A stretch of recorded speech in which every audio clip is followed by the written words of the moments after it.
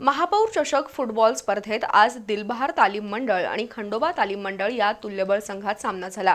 संपूर्ण सामन्यात दोन्ही संघाचे 2-2 गोल झाल्यानं हा सामना टाय ब्रेकरवर खेळवण्यात आला।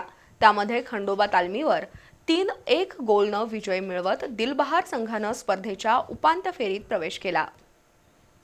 कोल्हापूर महानगरपालिकेच्या पुढाकारातून महापौर चषक फुटबॉल स्पर्धा छत्रपती शाहू स्टेडियमवर सुरू आहे। या स्पर्धेत आज दिलबहार तालीम मंडळ आणि खंडोबा तालीम मंडळ या संघात सामना झाला। सामन्याच्या 17व्या मिनिटाला दिलबहारच्या थंगलेंनं दिलेल्या पासवर स्वयं साळुंखेनं गोल नोंदवत सामन्यात आघाडी घेतली। दरम्यान सामन्याच्या 34व्या मिनिटाला दिलबहारच्या प्रथम भोसलेच्या पासवर थंगलेंनं गोल नोंदवत संघाला 2-0 अशा भक्कम आघाडीवर नेऊन ठेवलं। दरम्यान खंडोबाकडून आक्रमक चढाया झाल्या। त्यामध्ये सामन्याच्या 37व्या मिनिटाला विष्णू मणिकंडनच्या पासवर रोहित जाधवनं गोल नोंदवत संघावरील आघाडी 1-2 अशी कमी केली।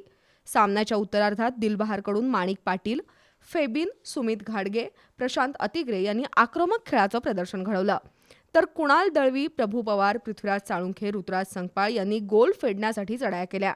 यामध्ये सामन्याच्या 55व्या मिनिटाला विनायक पाटीलच्या पासवर संकेत मेढेनं गोल नोंदवत खंडोबा संघाला 2-2 अशा बरोबरीत आणलं। संपूर्ण वेळेत सामना बरोबरीत राहिल्यानं टाय ब्रेकरचा अवलंब करण्यात आला। त्यामध्ये दिलबहारकडून फेबिन, सुमित घाडगे, प्रथम भोसले यांनी तर खंडोबाकडून संकेत मेढेनं एकमेव गोल नोंदवला। त्यामुळं दिलबहार संघानं 3-1 अशा गोल फरकानं सामना जिंकत स्पर्धेची उपांत्य फेरी गाठली।